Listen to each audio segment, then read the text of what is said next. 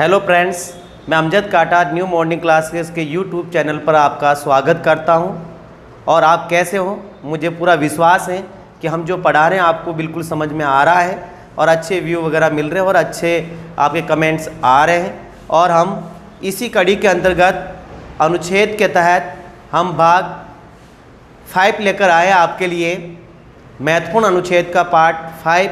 और हमने पिछले भागों के अंदर अनुच्छेद क्रमांक 213 तक हमने अध्ययन कर लिया है और हम नेक्स्ट अनुच्छेद 213 से आगे लेकर आए हैं अनुच्छेद क्रमांक 214। अनुच्छेद क्रमांक 214 आप इसको IMP रखे हैं अनुच्छेद 214 को। अनुच्छेद 214 में ये उल्लेखित है कि प्रत्येक राज्यों में एक उच्च न्यायालय होगा। प्रत्येक राज्य में क्या होगा? उच्च न्यायालय होगा। इस बात का जो उल्लेख है वह अनुच्छेद 214 के अंतर्गत है। मैंने आपको बताया कि प्रत्येक राज्य में कुछ न्यायालय होगा, तो आपके दिमाग में आता होगा कि इतने स्टेट हैं तो इसके अंतर्गत सभी स्टेट के अंदर हाई कोर्ट है ही नहीं, क्योंकि वर्तमान में 25 हाई कोर्ट हैं और 25वां जो नया उच्च न्यायालय बना है वह तेलंगाना है। कौन सा है? तेलंगाना है। तो ध्यान रखें आप, मैं इस अनुच्छेद के साथ एक अनुच्छेद जोड़ रहा हूँ, अनुच्छेद क्रमांक 231। अनुच्छेद क्रमांक 231, इसमें ये उल्लेखित है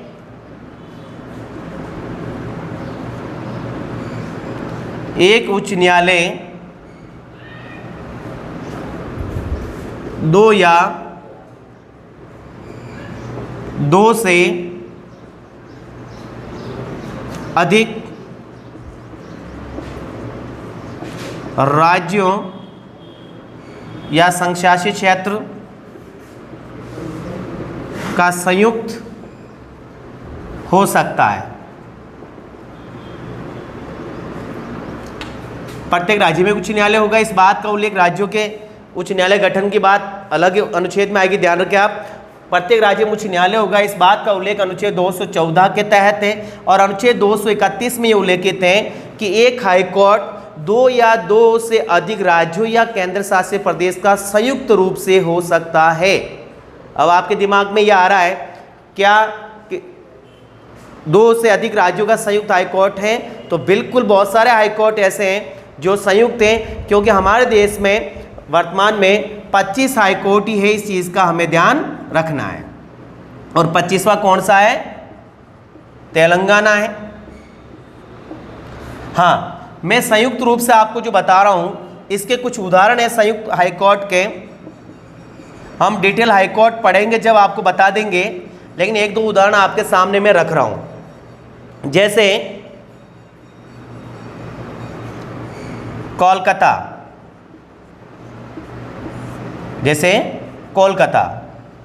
कोलकाता जो उच्च न्यायालय है, पश्चिम बंगाल की राजधानी है कलकत्ता, ये भी ध्यान रखें आप। पश्चिम Bengal plus Andaman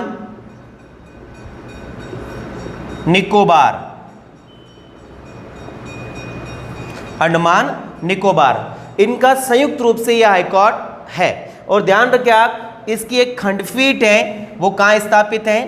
port Blair. और इस चीज़ का ध्यान रखना, कोलकाता हाईकोर्ट हमारे देश में सबसे पहले ही स्थापित हुआ था। 1862 के अंदर 3 हाईकोर्ट एक साथ आए थे, कलकत्ता, बम्बई और मद्रास। ये 3 हाईकोर्ट सबसे पहले स्थापित हुए थे 1862 में। और 1866 के अंदर इलाहाबाद आया था, ध्यान रखें आप। और अगर हम राजस्थान हाई कोर्ट की बात करें तो 1949 के अंदर स्थापित हुआ था राजस्थान हाई कोर्ट जयपुर, बाद में स्थानांतरित हुआ था जोधपुर। हम पढ़ेंगे हाई कोर्ट को डिटेल से, जब आपको इसको विस्तार से समझाएंगे हम। लेकिन हम बात कर रहे हैं कि अनुच्छेद 214 के अंदर उच्च न्यायालय के गठन का उच्च न्यायालय का प्रावधान है, और अनुच्छेद 231 के अंदर ये उल्लेखित है कि एक हाई कोर्ट 2 या 2 से अधिक राज्यों या संघ शासित क्षेत्र का संयुक्त रूप से हाई कोर्ट हो सकता है। और इसका उदाहरण मैंने आपको लिखा है, कोलकाता एक उदाहरण और ले सकते हैं हम। इसके अलावा चंडीगढ़, पंजाब प्लस हरियाणा और चंडीगढ़ शिवम हो गया, ध्यान रखें आप। और अगर हम उदाहरण लें आपके सामने, बॉम्बे, ये हो गया महाराष्ट्र का, दादर नगर हवेली। तो ध्यान रखें, बहुत सारे संयुक्त हाईकोर्ट हम डिटेल से पढ़ेंगे, आप ध्यान रखें। आप हाईकोर्ट के अलग क्लास हम लेंगे जब। तो अनुच्छेद 231 का हमें ध्यान रखना है और अनुच्छेद 214 का भी हमें ध्यान रखना है। आप इसका स्क्रीनशॉट ले सकते हैं।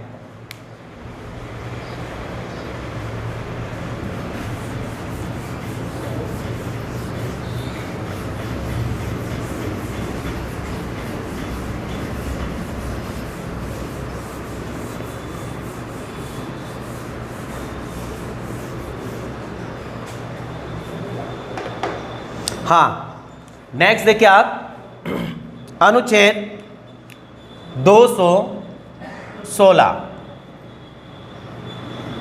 अनुच्छेद 216, इसमें उच्च न्यायालय की संरचना का उल्लेख है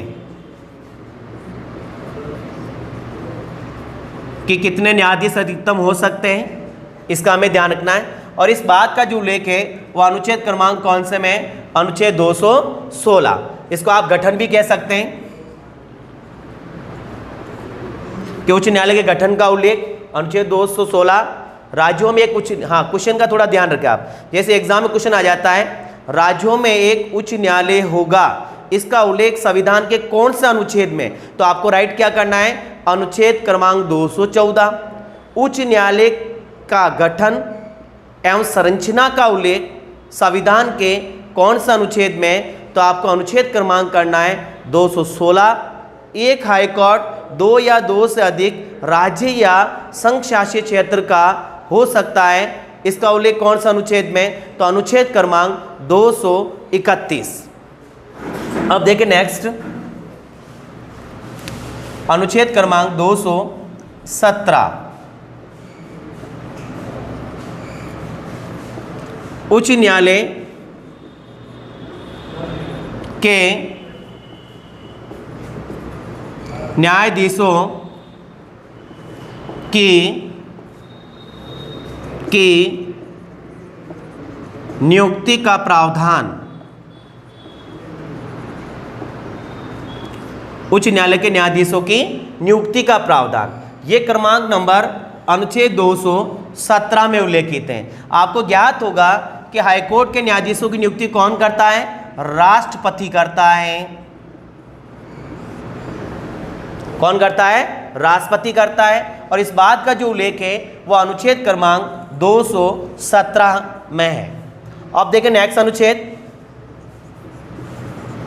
219, इसमें उल्लेखित है कि उच्च न्यायालय के न्यायाधीशों को शपथ संबंधित राज्य का राज्यपाल दिलाएगा। शपथ कौन दिलाएगा, राज्यपाल दिलाएगा। जिस राज्य में हाईकोर्ट के न्यायाधीश नियुक्त हो रहे राष्ट्रपति द्वारा, उस राज्य का राज्यपाल उच्च न्यायालय के न्यायाधीशों को शपथ दिलाएगा। और इस बात का जो उल्लेख है वो भारतीय संविधान के अनुच्छेद क्रमांक 219 में है। तो इसका आपको ध्यान रखना है। आप इसका स्क्रीनशॉट ले सकते हैं। अनुच्छेद क्रमांक 226, इसको आप IMP रखें। अनुच्छेद 226 के तहत उच्च न्यायालय को रिट की शक्ति दे रखी है। इसको आप अपील भी कह सकते हैं। और अगर हम उच्च न्यायालय के साथ सुप्रीम कोर्ट को जोड़ें तो सुप्रीम कोर्ट को अनुच्छेद 132 के तहत अपीलीय क्षेत्राधिकार दे रखा है। आपको मैंने अगले पार्ट में पढ़ाया था इसका। सुप्रीम कोर्ट के प्रारंभिक क्षेत्राधिकार, मूल क्षेत्राधिकार अनुच्छेद क्रमांक 131 में आते हैं और अपीलीय क्षेत्राधिकार अनुच्छेद 132 में आते हैं। अब यहां से एक क्वेश्चन बनता, देखो पिछले SI के पेपर में क्वेश्चन आया था कि निम्न में से अपीलीय न्यायालय कौन सा है। तो अब आपके सामने सर्वोच्च न्यायालय के साथ साथ उच्च न्यायालय भी आ रहा है, अर्थात उच्च न्यायालय भी प्लस उच्चतम न्यायालय भी, दोनों अपीलीय न्यायालय हैं। पहला क्वेश्चन तो ये हमें ध्यान रखना है कि अपीलीय न्यायालय उच्च न्यायालय भी है और उच्चतम न्यायालय भी है। एक चीज यहां पे आपको ध्यान रखनी है, वो अगर क्वेश्चन कभी ऐसा बन जाए कि उच्च न्यायालय के पास ज्यादा पावर है या उच्चतम न्यायालय के पास ज्यादा पावर है अपीलीय क्षेत्र में, रिट क्षेत्र में, तो ध्यान रखें आप इसमें ज्यादा पावर उच्च न्यायालय के पास है।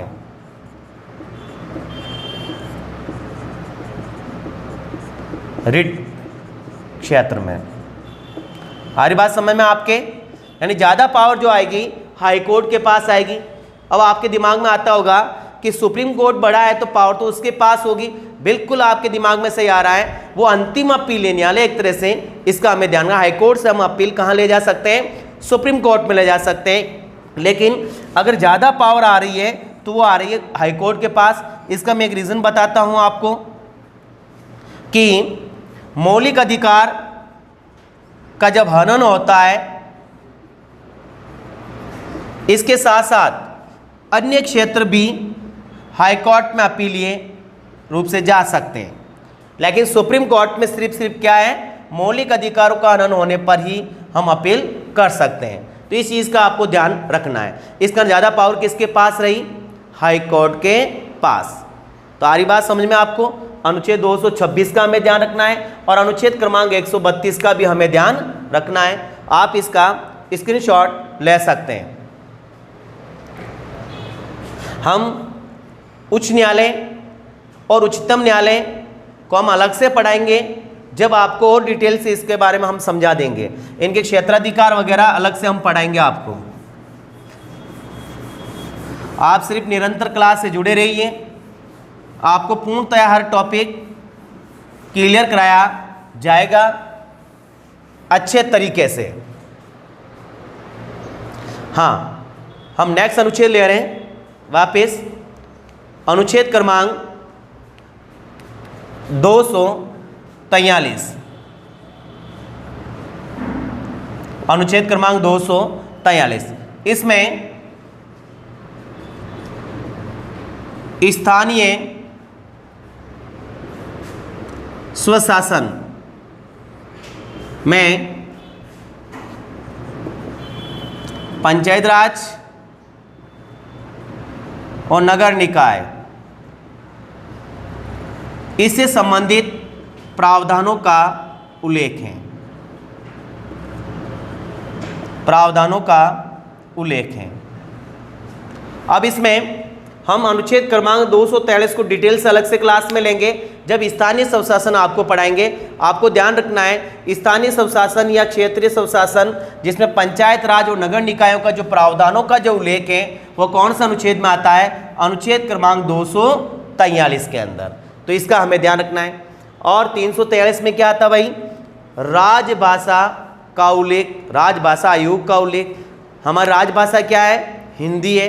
और इस बात का जो उल्लेख आता है अनुच्छेद क्रमांक 343 में आता है।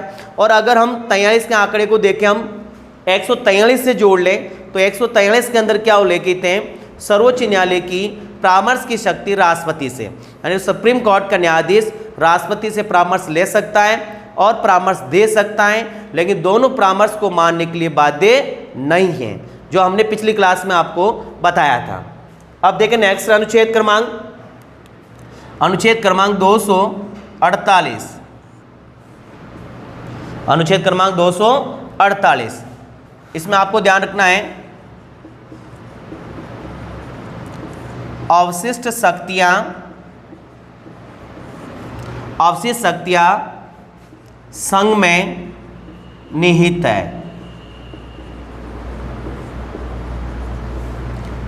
या आप केंद्र सरकार कह सकते हैं में निहित है, यानी अवशिष्ट शक्तियां जो है वो किस में निहित है? संघ में निहित है। इसका हमें ध्यान रखना है। और इसका जो उल्लेख है वो अनुच्छेद क्रमांक 248 में। अब इसका क्वेश्चन ऐसे बनता है, निम्न में से अवशिष्ट शक्तियां किस में निहित है? तो आपको राइट क्या करना? संघ या केंद्र सरकार में निहित है। ध्यान रखिए, इसमें एक बात बताना चाहता हूं मैं। हमारे अधिनियम बने थे 1909 का अधिनियम, 1919 का अधिनियम, 1935 का भारत सरकार अधिनियम, है ना। तो ऐसा क्वेश्चन आ जाए कि 1935 का भारत सरकार अधिनियम में, जो भारत सरकार अधिनियम पारित हुआ था, उसमें एक प्रावधान किया गया कि अवशिष्ट शक्तियां किस में निहित रहेगी? वो रहेगी गवर्नर जनरल में। हमारी बात समझ आपके? गवर्नर जनरल में अवशिष्ट शक्तियों का केंद्रीकरण किया गया 1935 के अधिनियम के तहत, लेकिन वर्तमान में भारतीय संविधान के अकॉर्डिंग जो अवशिष्ट शक्तियां निहित हैं वो किस में निहित हैं? संघ में निहित हैं। और अवशिष्ट शक्तियों का जो उल्लेख कर रखा है वो अनुच्छेद क्रमांक 248 में कर रखा है। आप इसका स्क्रीनशॉट ले सकते हैं।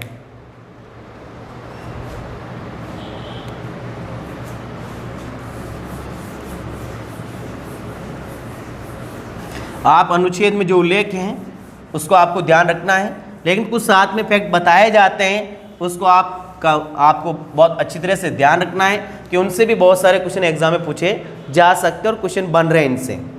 हाँ, अब देखें नेक्स्ट अनुच्छेद क्रमांक 249।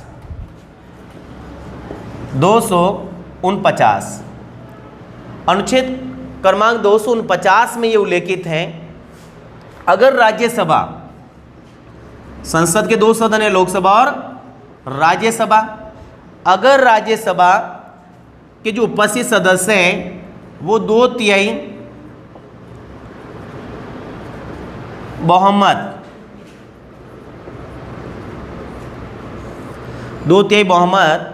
से प्रस्ताव पास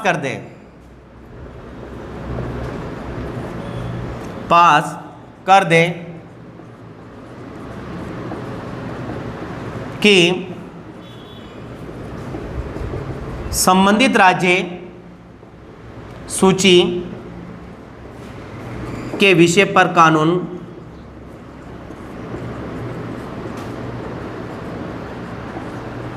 केंद्र सरकार बनाएगी तो वे कानून बना सकती है।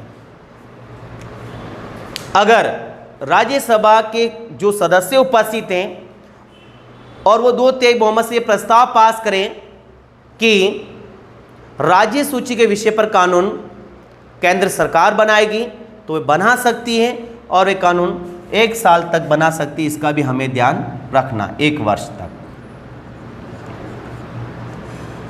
आपको ज्ञात होगा एक संघ सूची है, राज्य सूची है, और क्या है? समवर्ती सूची। और तीनों अनुसूचियों का उल्लेख अनुसूची क्रमांक 7 में आता है। हम अनुसूचियों की अलग से क्लास लेंगे और इनकी भी अलग से क्लास लेंगे, ध्यान रखें आप। तो इनका ध्यान रखें आप। तो यहाँ हम बात कर रहे हैं कि राज्य सूची के विषय पर कानून कौन बना सकती है? केंद्र सरकार बना सकती है। और वो कब बना सकती है? जब अनुच्छेद क्रमांक 249 के तहत संसद का उच्च सदन राज्यसभा उनके उपस्थित सदस्यों के द्वारा 2/3 बहुमत से अगर प्रस्ताव पास कर दिया जाए कि राज्य सूची के विषय पर कानून केंद्र सरकार बनाएगी, वो जो राष्ट्रीय महत्व का है, तो वे केंद्र सरकार उस विषय पर कानून बना सकती है। और इसके साथ मैं अनुच्छेद बताना चाहता हूं, अनुच्छेद क्रमांक 246। अनुच्छेद क्रमांक 246 में ये उल्लेखित है कि संघ सूची का जो विषय है उस पे कानून कौन बनाएगी? केंद्र सरकार बनाएगी। और राज्य सूची के विषय पर कौन बनाएगी कानून? राज्य सरकार बनाएगी।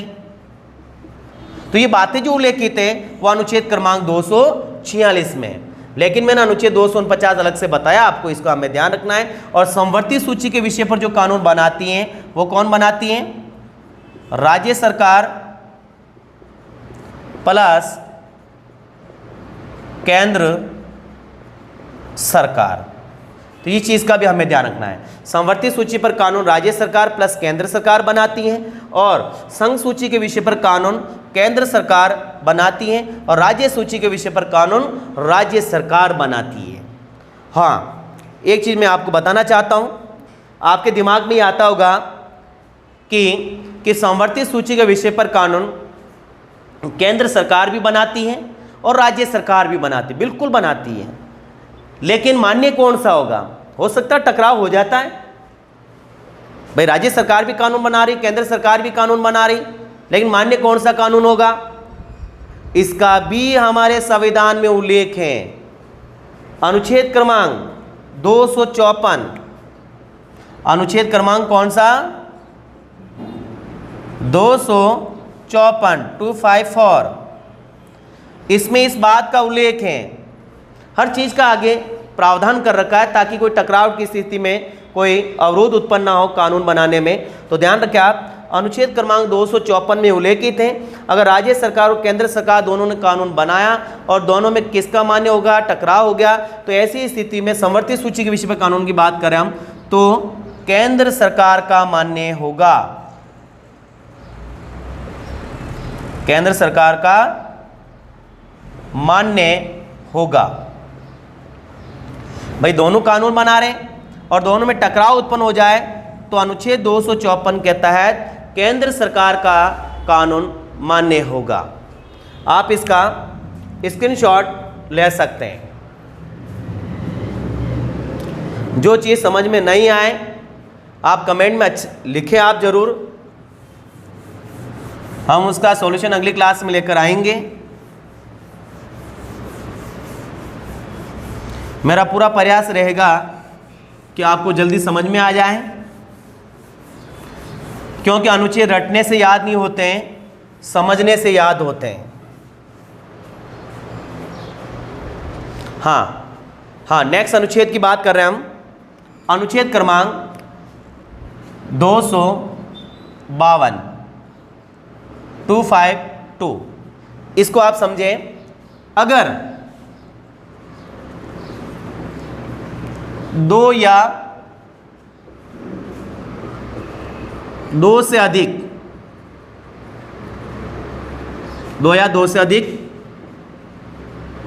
राज्य पहल करें, दो या दो से अधिक राज्य पहल करें, किससे? केंद्र सरकार से पहल करें, केंद्र सरकार से कि राज्य सूची के विषय पर कानून बनाएं, विषय पर कानून बनाएं, तो फिर केंद्र सरकार कानून बना सकती है। देखो, एक तो मैं बात कर रहा हूं अनुच्छेद 249 की। 249 एक अलग बात कह रहा है कि राज्यसभा 2/3 बहुमत प्रस्ताव पास करें कि संबंधित राज्य सूची पर कानून बनाए तो केंद्र सरकार बना सकती है। और एक अनुच्छेद क्रमांक 252 ये कह रहा है कि दो या दो से अधिक राज्य ये प्रस्ताव पास करके भेजे कि राज्य सूची के विषय पर कानून केंद्र सरकार बनाए तो बना सकती है, लेकिन यह समझना एक बात, वह कानून जो राज्यों ने पहल की है, राज्यों ने पहल की है, उस पर मान्य होंगे। अन्य राज्यों पे कोई फर्क नहीं पड़ेगा, ध्यान रखें आप। जिन राज्यों ने इसके लिए पहल की है उन राज्यों पर ही कानून का प्रभाव रहेगा, अन्य राज्यों के ऊपर इसका कोई प्रभाव नहीं रहेगा। इस बात का उल्लेख है अनुच्छेद क्रमांक 252 में। एक अनुच्छेद क्रमांक में 250 भी आपको क्लियर कर देता हूं साथ में। आपातकाल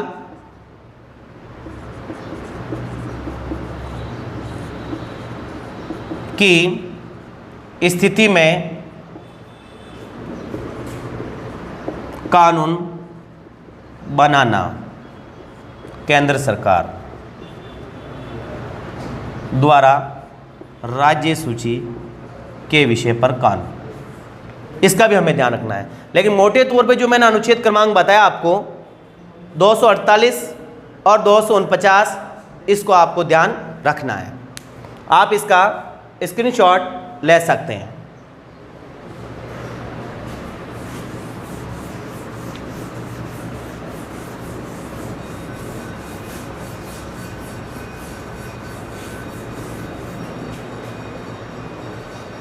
हाँ, नेक्स्ट अनुच्छेद की हम बात कर रहे हैं, अनुच्छेद क्रमांक 263। अनुच्छेद क्रमांक 263 263। अनुच्छेद क्रमांक 263 में ये उल्लेखित है अंतर्राज्यीय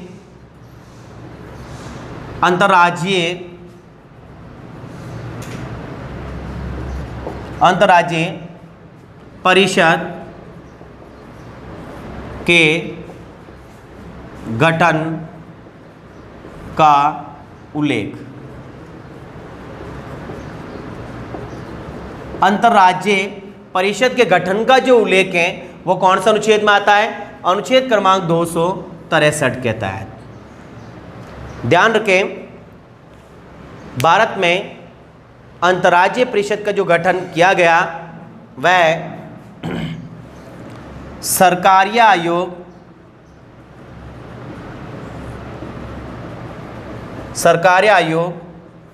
की सिफारिश पर 1990 में स्थापना।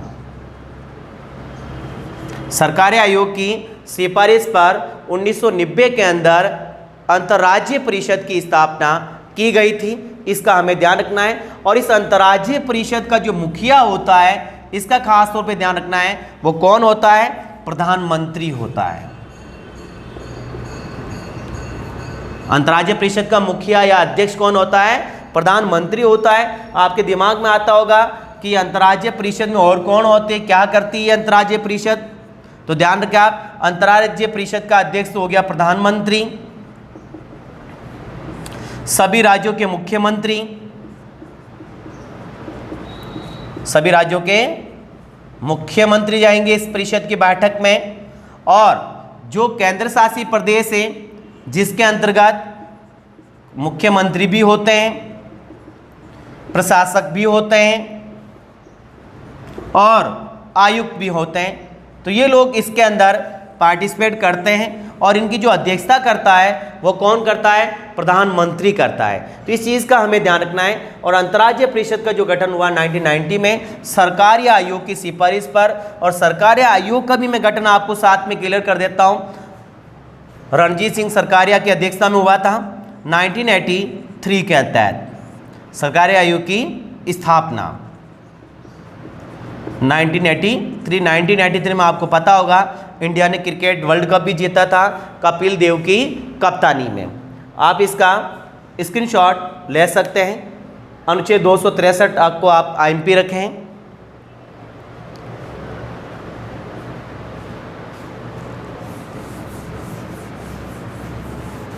हम सिर्फ महत्वपूर्ण अनुच्छेद ले रहे हैं, इस चीज़ का आपको ध्यान रखना है।